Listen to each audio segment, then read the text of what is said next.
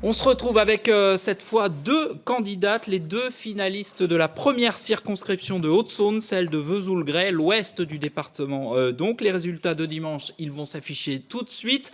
Barbara Bessot-Ballot, la candidate de La République En Marche, vire en tête avec 28,6% des suffrages. Devant la frontiste Léonie Cugnot, 19,3%. Les deux candidats du parti Les Républicains, vous le voyez, Marie Breton et Dimitri Dussault sont éliminés. Bonjour à toutes les deux.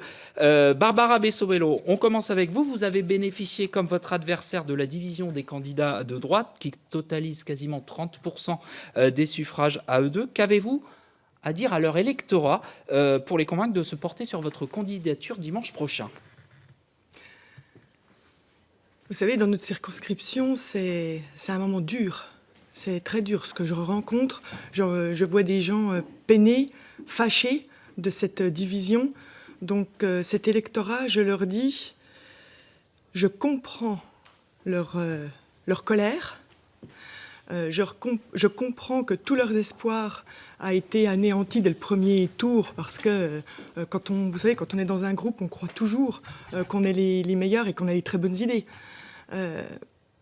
Maintenant, n'ayons pas peur de l'avenir, avançons ensemble et rassemblons-nous. Vous avez annoncé avant le premier tour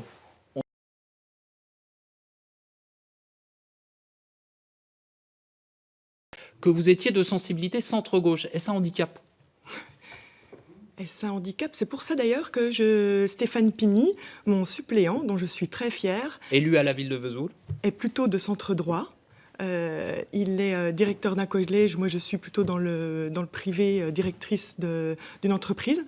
Donc on a souhaité justement cette alliance, si on peut appeler ça comme ça, c'est pour pouvoir montrer aux gens effectivement qu'on peut arriver de différents horizons et parler du projet de l'avenir. Léonie Cugnot, cette circonscription était donc un fief de la droite parlementaire, Pierre Chantelat, Christian Bergelin, Alain Joyandet, Alain Chrétien. Comment convaincre l'électorat de droite traditionnel de voter pour vous dimanche prochain? Écoutez, moi, mon but, ce n'est pas de convaincre uniquement l'électorat de droite traditionnelle dimanche prochain, mais plutôt de provoquer un grand rassemblement derrière ma candidature de toutes les personnes qui ont envie d'avoir une France libre et souveraine, parce que je rappelle qu'un député de la nation doit défendre les intérêts du peuple français. Et donc j'en appelle à tous ceux qui aiment la France et qui ont envie d'avoir une réelle opposition, une réelle force d'opposition et de proposition à l'Assemblée nationale, de me soutenir. Alors, néanmoins, Marine Le Pen était arrivée largement, très largement en tête du premier tour de la présidentielle. En 7 semaines seulement, vous faites 10 points de moins, vous avez perdu 55% des suffrages. Vous vivez ça comme un désaveu personnel?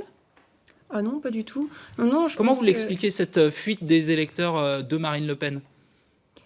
Alors tout d'abord, il n'y a pas eu seulement une fuite des électeurs de Marine Le Pen, puisqu'au niveau national, nous avons perdu 500 000 voix par rapport aux dernières élections législatives de 2012. Je rappelle quand même que les Républicains en ont perdu 3,5 millions et le Parti Socialiste 6 millions.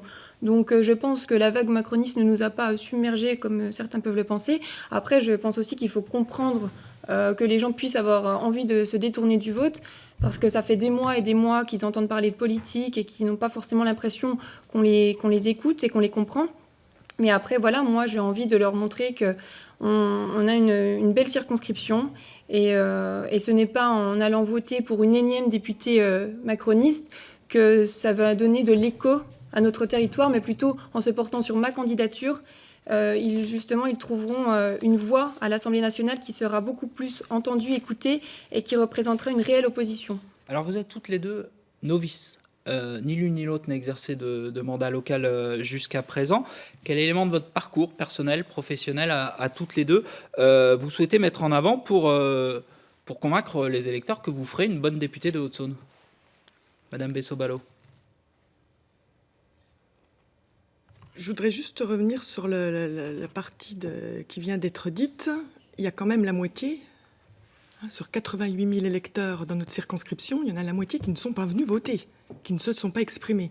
Donc ça prouve bien déjà qu'il y a la moitié des électeurs qui n'ont même plus d'espoir par rapport à la politique. Donc il va falloir retrouver cette partie-là. Maintenant, parlons de ceux qui se sont déplacés et qui ont dit en tout cas qu'ils ne voulaient plus de la politique comme elle se faisait en tout cas. Justement, vous êtes deux novices, c'est la question que je vous pose. Qu'est-ce que veut dire novice en politique? Politique, c'est savoir gérer les cités. D'accord.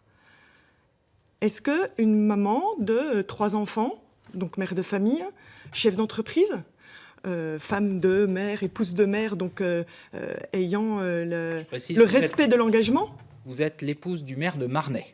Depuis 2001, effectivement, j'ai un profond respect pour les personnes qui se sont engagées, qui s'engagent en politique. Qu'avez-vous à répondre à Léonie Cugnot qui dit que vous serez une députée Godillot parmi tous les autres députés? Je pense que la situation de la France est assez grave pour voir qu'il faut avancer rapidement. Je crois que les gens qui ont voté Emmanuel Macron pour l'étiquette nationale, et j'espère qu'il y en a quand même quelques-uns qui ont voté pour moi, parce qu'on a fait vraiment un très fort travail. Donc, ces personnes-là, en tout cas, ont envie que ça avance vite. Quand ils viennent dans les urnes, alors qu'il y en a la moitié qui ne viennent pas, ceux qui viennent en tout cas disent « Oui, on veut que vous avanciez vite, dépêchons-nous, parce que la situation est grave. » Léonie Cugnot. Même question, quels éléments de votre parcours professionnel, vous êtes étudiante aussi, assistante de groupe au Front National à la région. Oui. En quoi cela peut constituer des atouts pour devenir députée? Écoutez, c'est sûr qu'en étant étudiante en droit, ça me donne déjà beaucoup de connaissances juridiques qui vont me permettre d'avoir quand même des connaissances plus que je pense ma concurrente. Donc c'est un atout. Le fait d'avoir été, c'est sûr, depuis le mois de septembre, collaboratrice pour le groupe à la région également, puisque j'ai pu, grâce à Sophie Montel qui m'a accordé sa confiance, découvrir de plus près le monde politique, le travail au conseil régional. Donc c'est un second atout. Et puis je suis quand même issue des petites classes moyennes, donc je comprends les problèmes, j'entends la douleur des gens, la souffrance, que ce soit la souffrance des retraités qui vont d'ailleurs être touchés par la hausse de la CSG pour 60% d'entre eux. Je comprends qu'il y ait également des problèmes d'emploi puisque je suis jeune et qu'en cela, je m'inquiète également pour mon avenir.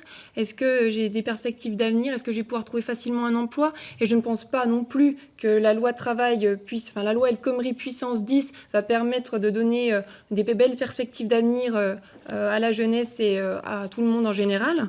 Donc en cela, je pense que je suis la plus à même à représenter mes concitoyens. Barbara Bessot-Ballot. Vous êtes inquiète, comme tout le monde. Comme moi, je suis inquiète. Qu'est-ce que ça va servir que vous alliez à l'Assemblée nationale pour vous opposer à quoi? Il faut avancer. Contre, on a tout. Moi aussi, j'ai été des années contre. Maintenant, on en est au moment où il faut être pour. Il faut avancer. Allons dans les projets. Qu'est-ce qu'a voté n'importe quel projet présenté par le gouvernement, Madame Bessot-Ballot? Parce que c'est la critique souvent qui est faite. Vous pensez réellement qu'Emmanuel Macron est là pour proposer n'importe quoi? Je ne le crois pas. N'importe quoi, je dis n'importe quel texte. C'est pas tout à fait la même chose. Eh bien, je pense qu'il ne va pas proposer n'importe quel texte. Et effectivement, dans nos groupes de travail, nous serons là pour veiller. Dans nos circonscriptions, il y a effectivement un élément qui inquiète tout le monde, c'est la ruralité. Nous créerons sans doute un groupe pour la ruralité, pour voir les... Emmanuel Macron a dit d'ailleurs, chaque commune est un territoire. Donc j'ai confiance quand j'entends ça. Léonie Cugnot. Non mais écoutez, je pense qu'on n'a pas du tout la même vision des choses. Moi, je vois un chaos social en perspective. Pour le moment, c'est un petit moment de flottement, mais je pense qu'on va vite rentrer dans le dur, voyez-vous. Et donc je pense, comme je disais, que la loi, notamment la loi El Khomri, va précariser les plus faibles. Et donc je vois pas bien l'intérêt d'être pour cette loi, parce que c'est simple, vous allez arriver à l'Assemblée nationale, vous allez voter, tout sera bien, tout sera pour, sans même faire de proposition de loi, puisque finalement, vous ne serez pas du tout une force de proposition. À moins qu'on vous dicte les propositions à faire, mais qui de toute façon viendront directement d'Emmanuel Macron. Donc je ne vois pas l'intérêt. Et moi je pense, madame, que les près de 11 millions de Français qui ont voté pour le Front National ont envie d'être représentés. Mademoiselle. Et de toute façon, Emmanuel Macron a déjà largement sa majorité. Donc un de plus ou un de moins, ça ne va pas changer grand-chose. Pourquoi êtes-vous? Vous êtes pourquoi? Pourquoi? Vous êtes contre, vous nous le dites depuis le début, vous êtes contre. Maintenant, qu'est-ce que vous allez défendre? Mais je suis contre la politique qui va être menée par Emmanuel Macron. D'accord, ça on a bien entendu. Maintenant, pour quelle politique êtes-vous? Qu'est-ce que vous allez défendre par rapport à la circonscription qui va faire avancer la circonscription ou même notre politique? Oui, alors tout d'abord, on va mettre les points sur les i sur quelque chose. Visiblement, vous n'avez pas compris ce que c'était qu'un député, puisqu'un député est député de la nation, madame. Vous voyez, c'est un mandat national. Donc en cela, certes, nous sommes élus dans une circonscription, mais nous allons voter des lois nationales. Tout à fait. Donc, mon rôle sera, bien sûr, de représenter la circonscription dans ces problématiques, qui d'ailleurs représentent également les problématiques nationales, que ce soit la ruralité au niveau des agriculteurs qui ont des difficultés, que ce soit les retraités, que ce soit les jeunes, que ce soit voilà, les petites classes moyennes qui sont en difficulté, qui sont trop pauvres pour qu'on leur accorde des aides, mais aussi trop riches pour en avoir également. Donc vous voyez, ces gens-là sont dans la souffrance. Et ce n'est pas en ayant une énième députée macroniste qu'ils vont avoir l'impression de pouvoir exprimer leur voix à travers vous, mais pas du tout. Je vous laisse répondre, Madame Bessovolo. Qu'est-ce que vous voulez que je réponde par rapport à... Je demande pour quel sujet allez-vous défendre, et on me répond par je pense que vous ne défendrez pas mieux la partie macronienne. Alors, je vais vous poser une question très précise à toutes les deux. Il y a eu une actualité cette semaine dans votre circonscription qui n'est pas anodine, c'est la manifestation des agriculteurs qui estiment qu'il faut revaloriser d'urgence le prix du lait pour qu'ils puissent vivre tout simplement de leur travail. Est-ce un combat que vous comptez mener à l'Assemblée sur quelle priorité? J'aimerais avoir votre point de vue à toutes les deux sur ce dossier-là. Léonie Cugnot. Bien sûr, tout à fait. Les agriculteurs sont dans une détresse telle qu'ils... Vous n'étiez pas à la réunion qui était justement à laquelle vous étiez invitée juste avant. Est-ce que vous étiez à celle de la coordination rurale? Non, puisqu'une fois encore, vous allez toujours dans les grosses structures, voyez-vous. On nous parle... Donc ne m'attaquez pas là-dessus, c'est bien inutile, puisque j'ai rencontré autant d'agriculteurs que vous, et la coordination rurale attend votre réponse à son invitation. La partie que nous demande...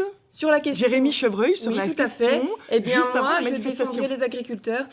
Il y a un réel problème là-dessus, et je ne vois pas comment vous comptez les défendre, parce que c'est bien beau d'aller faire semblant de rencontrer les gens, d'aller faire, voilà, de prôner la proximité, mais au final, vous allez faire qu'appliquer un programme national, madame. Et sur quoi vous vous basez que j'ai fait semblant? Sur quoi vous vous basez? Parce que ça n'a aucun intérêt ce que vous faites. Vous allez vanter que vous allez défendre la ruralité, mais en vérité, non, puisque vous allez appliquer le...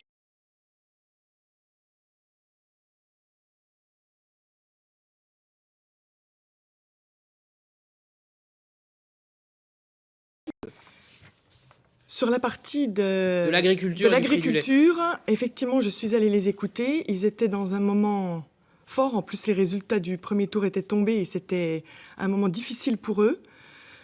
J'ai essayé d'être le plus loyal, d'écouter ce qu'ils avaient à dire. J'ai rencontré d'autres agriculteurs que cette fédération-là. Il faut se battre en priorité pour que les agriculteurs puissent vivre dignement de leur travail. Je crois que c'est le sujet numéro 1 qui les inquiète. On arrive au terme de ce troisième débat. Léonie Cugnot, votre conclusion, vous avez 30 secondes pour convaincre les électeurs de voter pour vous dimanche. Écoutez, moi, ce que je veux dire aux électeurs de la première circonscription de Haute-Saône, c'est d'abord merci. Merci de m'avoir permis d'accéder à ce second tour. Je suis fière et c'est un honneur pour moi de vous représenter.